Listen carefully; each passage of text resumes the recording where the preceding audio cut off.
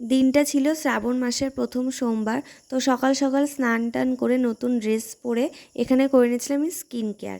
তারপর আমি চলে গেছিলাম এই প্রথম আলতা পরতে, যেটা আমি কোনোদিনই পরিনি। এর আগে ঠাম্মি আর মা যখন পরতো, অনেক ছোট ছিলাম তখন আমি তাদের সাথে পরতাম।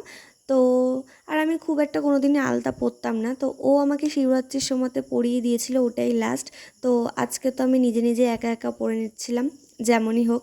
তারপরে হাতেও একটু আলতা পরে নিলাম, কারণ আমার এরকম পরতে খুব ভালো লাগে, দেখতে খুব সুন্দর লাগে। তারপর চলে গেছিলাম মহাদেবের পুজো করতে। তো প্রথমে তো তাকে ঘি মধু দিয়ে ভালো করে মাখিয়ে নিলাম। তারপরে পঞ্চামৃত দিয়ে তাকে স্নান করিয়ে দিলাম।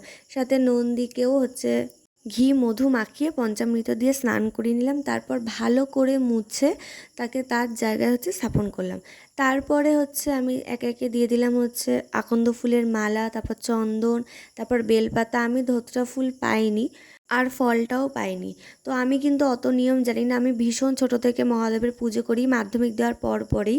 তো আমি যেটুকু জানি সেইটুকু করি। তো আমি মনে করি অত নিয়ম মানার থেকে ভক্তি করে ভগবানকে ডাকাটাই মেন, যেটা আমি করি। হতে পারে আমি অনেক কিছু ভুল ভ্রান্তি, কিন্তু আমি ভীষণ মানি মহাদেবকে। তারপর তো সব ঠাকুরের পুজো দিয়ে নিয়ে তার কাছে চেয়ে নিলাম আশীর্বাদ। তো তোমরাও সুস্থ থেকো, ভালো থেকো। ভিডিওটা এই অবধি, বাই।